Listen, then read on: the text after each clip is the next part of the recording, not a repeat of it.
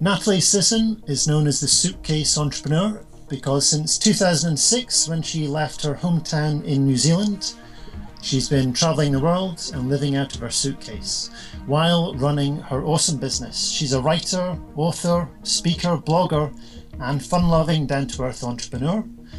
In 2009, Natalie started her blog, SuitcaseEntrepreneurcom, to chart her journey as an entrepreneur and to learn from other amazing entrepreneurs.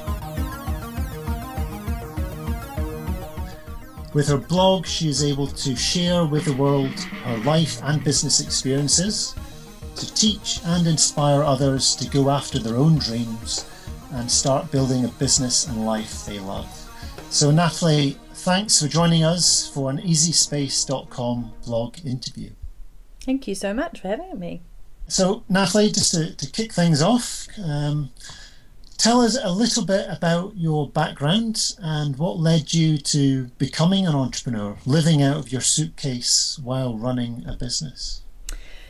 Great question. So what encouraged it? Actually, I was working over in London at a traditional trade union and professional association, and it absolutely pushed me over the edge. It was 9 to 5, bureaucratic, stressful, emotional, and just horrible environment to work in, even though on paper it was a dream job. And it pushed me so much that I decided to quit, head off to Vancouver, Canada to play World Championship Ultimate Frisbee, and I was determined to quit the corporate world, which I'd been in at that point about 8 years, and start my own thing. So that was really the impetus, was never wanting to wake up in the morning feeling like I didn't want to go to work, not have to endure another commute, and not have people tell me what to do that didn't really know what they were doing themselves, and constantly block me at trying to achieve change and impact. So obviously a big part of that has been your website. So tell us about your website, SuitcaseEntrepreneurcom, and why you started it and how it actually helps people. I actually started it because at the time I was co-founding a technology company in Vancouver. So when I quit to do my own thing, I ended up starting a tech business. And I learned so much in that 18 months of throwing myself into the entrepreneurial world that I felt like sharing it or talking about it, writing about it was very cathartic. And so I started a blog called Woman's World because I felt like the only woman in this man's world, and started interviewing successful women entrepreneurs, blogging about what I was learning. And that, straight forward to today, is actually the Suitcase Entrepreneur. It obviously changed name, it changed focus. And I feel really lucky that it all started from a blog. I wouldn't recommend that as the key way to start out, but it certainly helped me build a community, an audience, a reputation, credibility, and authority. And from there, everything else has really come as I've learnt what my community needs and who I'm trying to help and what my mission is. So you mentioned, you wanted to have a certain amount of, your own freedom to sort of live the life you wanted to choose. So where does that drive to be your own boss come from? You did do the 9 to 5 employee thing, but, why did you sort of feel so strongly that wasn't for you? And why was staying in one country not for you? I'm not entirely sure on that. I've always enjoyed travelling. Actually, both my parents are from Europe and they've travelled around the world and ended up moving to New Zealand to start their life off when they were married. And so I feel lucky as a kid we used to travel a lot, and I had a lot of love for it. I loved the exoticness of it, the change, the cultures, the people you met, and just that it made you feel very humble. It made you feel like a very small person in a big world, but there was so much to discover. So if you have the opportunity to travel the world and not just stay in one spot, why not take it? And that's exactly what I designed my business to be able to do, so that I could run it from anywhere, just from a laptop and a smartphone, and then I could experience other cultures and languages and people, as well as running a successful business that helped me to be able to travel whenever I wanted. So I think, it really came down from, I'm very independent, I always have been, very much an explorer, a bit of a pioneer in my own little right. Not really compared to all those amazing adventurers of the world who used to fly off on their first flights around the world, but I do like to try and do things that are new, that are just at the start of the cusp. And for me, one of those things is the future of online working. It's the future of work, and it is something that for many people is still a little bit bizarre, and they can't quite figure out how to not be in an office and stay in one place. So I like to be at the front there and teaching and training and inspiring people to look at taking their own path. So how difficult was it setting up your business, growing the business, getting visitors to your website, and actually, getting those first few customers and just generally promoting the website, getting people to know about you? Because obviously they need to know about you and your website before you're going to make any money from any customers. Yeah, oh my God, it was so much work, but I loved it. Like, I pretty much spent 6 months full time learning how to grow a community, how to write better blogs, how to build email lists, how to add tons of value, guest posting, interviews, just basically hustling like crazy, connecting with people, going to conferences, and just learning the art of online marketing, building an online business, how to be a better blogger, and working towards just building that community. I mean, I didn't earn anything for the first 6 months. I was just so focused on how to build this community of people. So it's just a lot of learning to begin with, learning all the different aspects of building a website, growing a website, and then once you've mastered that, the money eventually started to come in then. Yeah, I mean, I think I love being a learner, and I think you should always be learning, applying, and implementing, and that's where a lot of people stop. They'll buy all the courses and programs in the world, they'll do all the self-study, and they'll never actually take that step to apply it. And I think that was pretty critical for what I was doing. People stood up, they took notice. I started to really figure out how I could be everywhere, and from there, having that community behind me and this audience then allowed me to start looking at what I could promote, what offers I could put to them that would be helpful, and then actually start making money. So the first thing I ever did was run a social media bootcamp workshop in Vancouver. I ran 3, and they were a complete sellout, and I had no idea really whether they would be, because I was like, who am I to teach social media? But I realized that for almost 2 years with the tech startup and then my own blog, that's all I'd been doing was learning how to use social media to build a business. And it was a huge hit. So the workshop went really well, went from broke to a lot richer, and then turned it into an online program and never really looked back. Not saying it was just suddenly easy, but that was my first. I was like, oh my gosh, I can take this into an online program, and now I can start traveling the world and still make money. So that was my aha moment. So how do you actually make money from your website? Is there sort of courses that you offer? Yeah, there are numerous ways. Actually, up until this year, I've had about 8 revenue streams. So I started out obviously with selling my own online programs or ebooks, which you don't make a ton of money with ebooks, but it all builds up. I then started coaching one-on-one, because one of the fastest ways to get revenue is through services, and I felt I was at a point where people were starting to ask me if I did coaching. And then I started affiliate marketing, so I was always recommending products and programs that I absolutely had to use for my business and I loved, and then people would start buying them through me and I'd make a commission. I then did workshops and events because I love meeting people live. I published my book last year, so that led to obviously the book was a revenue stream. It led to paid speaking gigs, and I also run a membership club for established entrepreneurs. So there's several things at any one time that are working for me, depending on when I'm launching and how much emphasis I'm putting on them. And it's quite lovely to have such a variety of revenue streams. You're not just relying on one. So what's your most popular online course, and what type of what's the content of it roughly? Well, the one that I just launched this year, which was a culmination of everything I've been working towards for 4.5 years I've run my business, is the Freedom Plan. And I was so proud of it because it was a culmination of some of what's contained in my best-selling book, but expanded upon my 30-day blog challenge that I ran to promote that book, my workshops, but basically everything I've learned over the years. And it's my flagship program, really, to teach people how to create more freedom in their life through their business.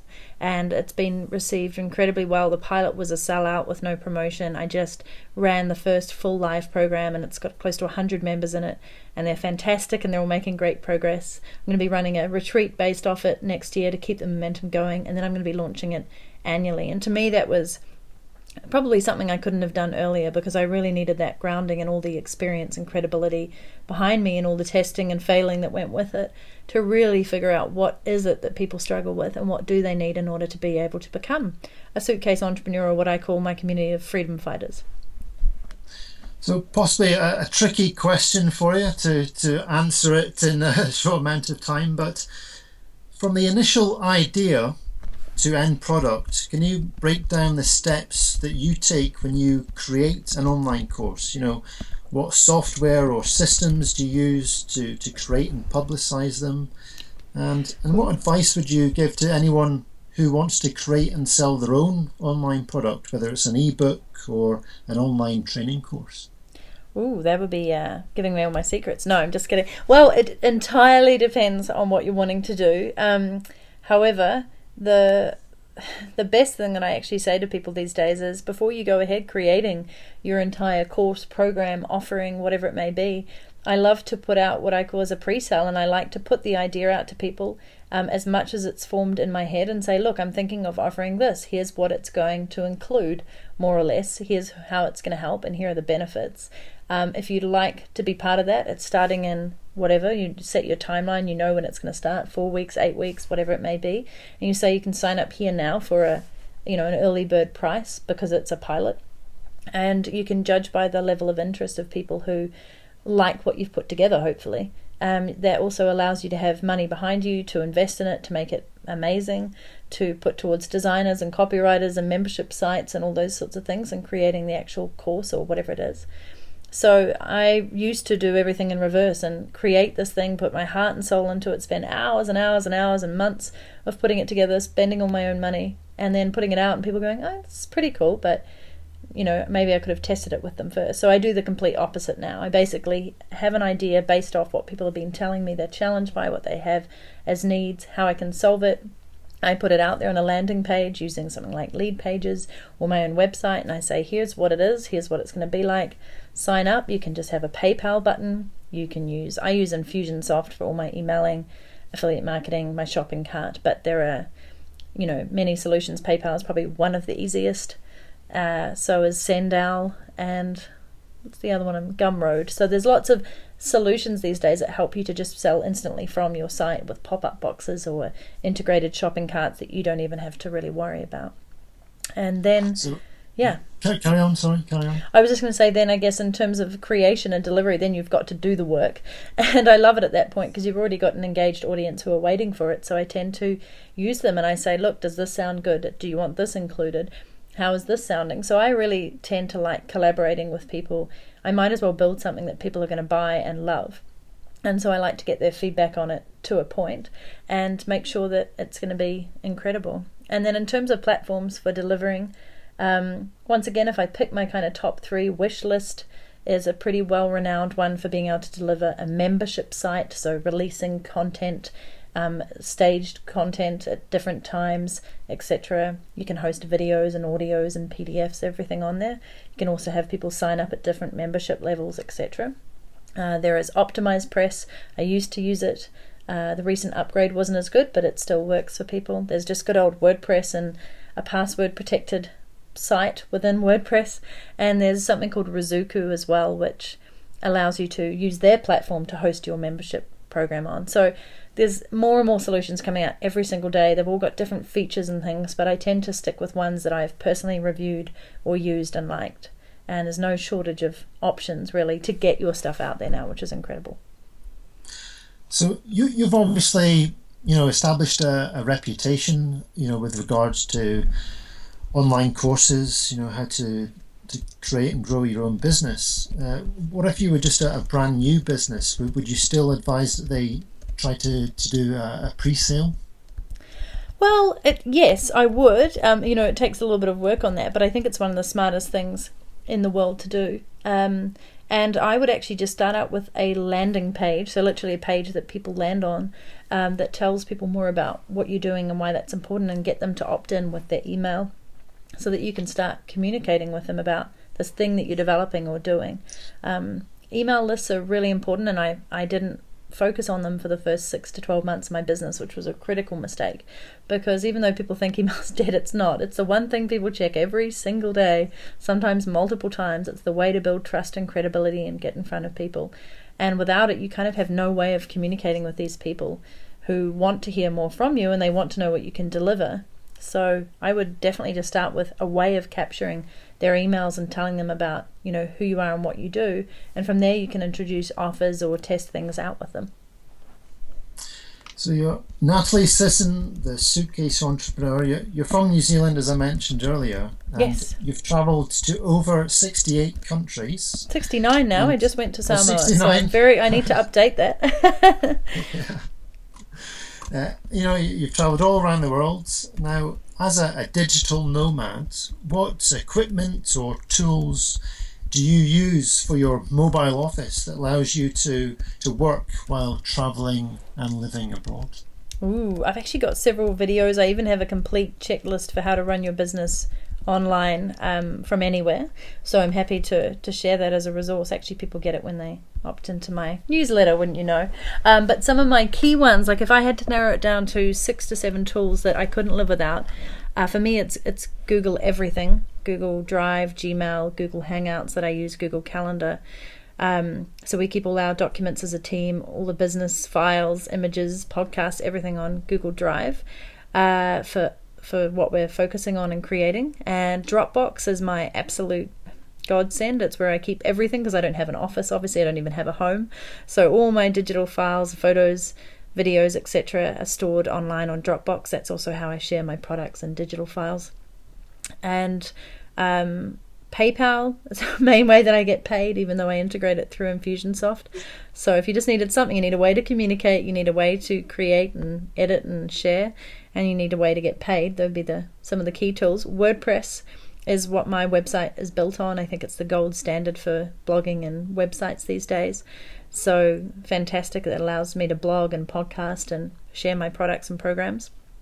I would say they'd be some of the main ones. And Asana is my favorite now, I guess, team management tool. It's my to-do list. It's where our team plans things out. It's where we assign tasks. It's where we get the real work done. So Asana is free. It was created by one of the people who worked at Facebook, and it's just a really great interface where we manage everything that's coming up so we know what to do and where we're heading. So you mentioned a team. Is that an outsourcing team, or do you have full-time employees or just part-time? How does that work? I have permanent part-time staff. So my key players at this moment are Sabrina's my online business freedom manager, and Angeline, my virtual assistant, and they are permanent part-time. And then I have contractors and freelancers that I bring on for various jobs, copywriting, design work, tech work. So I bring them in as and when I need them. And everybody's based around the world, and they're all virtual. They're from all over the world, different parts.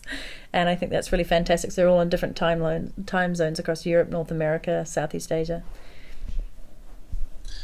So tell us about your book, The Suitcase Entrepreneur, which was a #1 bestseller on Amazon. Well, it was the best thing I've ever done and one of the hardest. It was a book that had to be written. Move over Tim Ferriss and the 4-Hour Workweek. I felt like we actually needed a book that was practical and you could implement. And it takes people through the kind of 3 stages I think they need to consider, which is, are you actually cut out to be an entrepreneur, and a traveling one at that if you choose to be? So what does freedom look like to you? What do you really want out of your life, and how are you going to go about achieving that? Then it moves into all the building your online business components, what you need for that. And finally, the last part is, are you cut out to be homeless, which is all about the travel aspect, where you want to travel, how you want to live, how you want to set up your lifestyle, things you need to consider about, relationships, friendships, just general travel. So it's a very comprehensive book. A lot of people have called it the Bible for them in terms of running a business and traveling the world. And it's also applicable to people who don't want to travel anywhere. And it's very, very practical. There's tons of resources in it, as you just pointed out. I'm a resource queen. So every single sort of cost that you might need to set things up, resources that are great for each area of your business, plus travel accessories and services. So it's something that I hope people will keep referring to. And I self-published it last year via Kickstarter. I got the funding through Kickstarter, an inbuilt audience straight away of people who wanted to see the book written. And I think that's why when it came out in August, it became a #1 bestseller in the first week. So I was very proud of it, and it continues to sell well. And I just released the audio book, which I recorded from the road, cuddled up under pillows and on beds, because that was my recording studio as a makeshift. Well, I've got a copy of my own, Natalie, Have and you? I've started reading it, and I enjoy it. And we'll also be have a prize for the visitors to your blog interview, so they'll have a chance to win a copy of your book. Mm-hmm. So a winner will have an opportunity to enjoy that. Now, obviously, social media is a big part with regards to promoting a website. So do you use Facebook, Twitter, Pinterest, things like that to promote your website? And how successful has it been for you? And, any advice on how people can use social media to promote themselves and their website? So my entire business has been built on social media. I mean, it started with a blog, which is social media. I've used Facebook and Twitter as the main drivers of traffic and visitors to my site, but I also love Pinterest. I adore Instagram. I've had a weekly lifestyle show on YouTube, a podcast going out on iTunes and Stitcher, and of course I blog. So yeah, I adore social media. Without it, I don't think I could have built the following, the authority, and the visibility that I've got. We use it on a daily basis to add value, to talk about the work that we've done, to put out the blogs and the podcast, to share great content, and yeah, just build this kind of, as you said, brand around it. So I think it's fantastic. It's my sales, marketing, and customer service team rolled into one, and I talk about that in the book. I have a whole chapter on there about how you can use it to actually get business and build your brand. So absolutely love it. So you mentioned YouTube. So why did you start to make YouTube videos, and how does it benefit your website, as far as generating traffic and sales, and how difficult is it producing those videos? Well, it's a little difficult when you're traveling all over the world and you don't have a studio. So I actually have started hiring videographers in each city that I go to, and I tend to record 12 to 15 videos in a whole day and just go hard at it. I base my video topics on questions that my community have asked. So I often put out a twice yearly sort of survey on what they're struggling with, what they need help with, and then I go ahead and answer those in the video. And it seems to work really, really well. I've actually just stopped them for this last quarter of the year because I'd run out of videos, and my podcast is expanding, and it's much easier for me to do on the road, just using Skype and my microphone and call recorder. So just put it on hold for now, because if I want to start them again next year, I want to have a slightly different feel to them. But they were really well received. They just do take a lot more work and effort to put together, but are still very, very valuable. And then of course any content you can put out, you can repurpose into books, you can turn videos into audios, all sorts of things that you can actually do from it. So every bit of content gets used really well on the Suitcase Entrepreneur. So what mistakes have you made in your business, and what would you have done differently? Oh, so many mistakes. I think it's great to make mistakes. When I first started, I felt like a failure all the time, and it was really tough to get through that. And now I just see, any minor failures or hurdles as a learning lesson, so long as I apply it and do something differently and focus on the things that worked well. So as one of them, as I said, was not having an email list for the first 6 to 12 months. Just missed out incredibly on people who wanted to contact me and be part of my community, but couldn't. Then second was not creating products and services probably quick enough, and taking too long to sort of put them together and then put them out, instead of the reverse psychology that we talked about, which is, here it is, would you buy it? Great, now I'll produce it. I probably moved around a lot in the first, well, I still do, but 1 to 2 years, and it is quite difficult to run a business from the road if you're not good at creating systems, and at the time I didn't have as many systems as I do now. Plus it takes a certain type of work ethic and discipline to be able to work from anywhere, and I've developed that in spades. But I think initially I was moving all the time and to countries with different languages and different setups and terrible Wi-Fi, so I made it extra challenging for myself, but I think that made me stronger. And probably a focus on partnerships and connecting with people. I tried to do a lot on my own at the beginning, and really, didn't have a team, and also didn't reach out to other entrepreneurs as much. So now I'm into masterminding and creating my own masterminds and retreats and workshops, and really connecting with entrepreneurs on a weekly, if not daily basis. What's it like running your own business? Describe your typical day. They're a little bit more typical now, but it's a blast, actually. If you're really focused on what you want out of it and who you want to impact and help, it's probably one of the most amazing gifts that you could ever give yourself. Of course, it's challenging because every day you're relying on yourself plus your team to really come up with new strategies to stay ahead of the trends on some things, to continue to just improve. sometimes you just want to, just lie back and drop it all, which is why I went to Samoa last week to just enjoy some time out and recharge. And it's also a massive amount of responsibility. I mean, you're responsible for your own revenue and profit, for your own success, and the more you put into it, generally the more you get out of it. But I certainly know in the beginning years it can seem like everything you're throwing at it just often isn't working, or it's not coming as quickly as you'd like. And I guess once you're in the journey of entrepreneurship, you're in it forever. So it's a journey, not the destination, and you need to be pretty brave, I think, and committed, and really persevere. So which entrepreneur or person has inspired you the most, and why? That's a great question. I'm a huge fan of Anthony Robbins, like many people around the world, just because I look at his background of how he started, and that he was a janitor, and now he's one of probably the most successful personal development coaches in the world, commanding $1 million plus a year for some clients. And more importantly, I just think he's made a tremendous impact. Like, there's not many people who haven't been touched by Tony Robbins' work in some way, whether they believe it or agree with it. I think he's inspired millions, and I think that's such an incredible thing that entrepreneurs get to do, is make an impact, no matter how small or big. It really inspires me every day to get emails from people who thank me for my work, or just found me and love what I'm doing, or appreciate something, or tell me what they've done as a result of working with me or listening to my podcast, etc. And it's the stuff that fuels me and drives me to just do more every day. So I think that's something that Anthony has done, Tony Robbins and Richard Branson and Oprah Winfrey, and they're all big names, but they're super impressive in what they've done and achieved.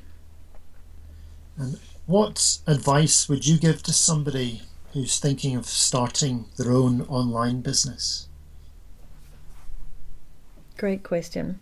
I generally say, when would now be a good time to start, which is actually a slight rip-off of Tony Robbins, but I do think that so many people hold off on just taking action today, and life is short.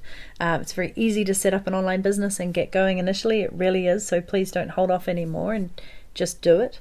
You'll learn so much along the way, and it will be an absolute blast. There'll be great challenges, but yeah, just get started. Like, stop putting off, stop being a perfectionist, stop thinking you have to have all your ducks or lined up in a row. Just get started. And when it comes to having the correct mindset, what advice can you offer wannabe entrepreneurs? The correct mindset. Wow, it's a tricky one. I think you have to continue to work on that mindset, and it will shift and morph over time. Like, I've just gone through a period where I'm now really doing very well with business, and I'm shifting through a mindset on earning money and being totally good with that, and what you can do with your money and how you can invest into others. So I think there's always these shifts as you play bigger and go bigger and do more, and I think that's a journey once again. But from a mindset perspective, you've got to have self-belief in yourself. Nobody else is going to back you up at the beginning apart from you, so you absolutely have to be your number one fan and just believe in the work that you're doing, even on the days when it feels pretty crappy. I used to watch a lot of TEDx videos for inspiration. I would reach out to mentors, and as I said, I surround myself with other entrepreneurs who know exactly what you're going through and get you through those tougher days. But it all starts with you and the self-belief for what you want out of life. Now, you've held workshops worldwide, including ones for your Build Your Own Business World Tour and your Mastermind retreats in countries such as the UK, Spain, Japan, Canada and the USA, which you teach people how to create profitable online businesses. Now, what similarities and differences have you found between entrepreneurs in different countries that you've visited? Oh, great question. Well, almost everybody has the same challenges. It's never that unique. Most people need to find more clients, make more money, get better systems, find a team, all those things. So I think that's pretty universal to every business. The differences have definitely been across cultures. How you respect and work with clients, the communication that you put out, the way in which you brand yourself, the way in which a website even looks. I noticed when I was doing one in Japan, their websites are just totally busy and full of information and all over the place, and to a Westerner's eye it looks distracting and bizarre, but to the Japanese that's how they work best. I've noticed, for example, Australia and New Zealand, we're kind of on the precipice of really diving into the online world. We're hungry for information about it. Those workshops were really keen to learn as much as they could, but without the kind of American style rah-rah influence. They have different, more demure, but more down-to-earth, laid-back style. It's just, different things with cultures and how people work and what they're trying to do and what they're trying to achieve and what's right for their demographic. So it's been a real eye-opener for me. It's a great point, actually. I've probably learned a lot more than I realise. So what are your plans and goals for the next 6 months?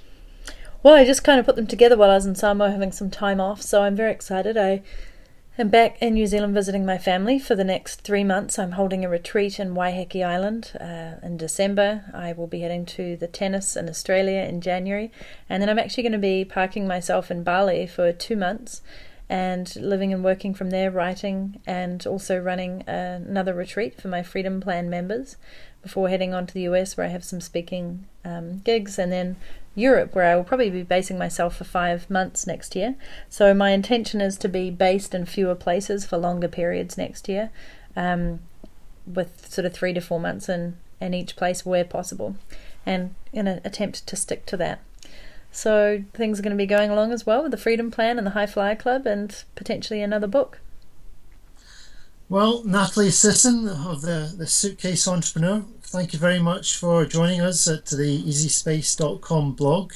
So just to finish off, can you tell us how people can find out more about you? Where should they go online, Twitter, etc., if they want to find out more about you and get in touch with you?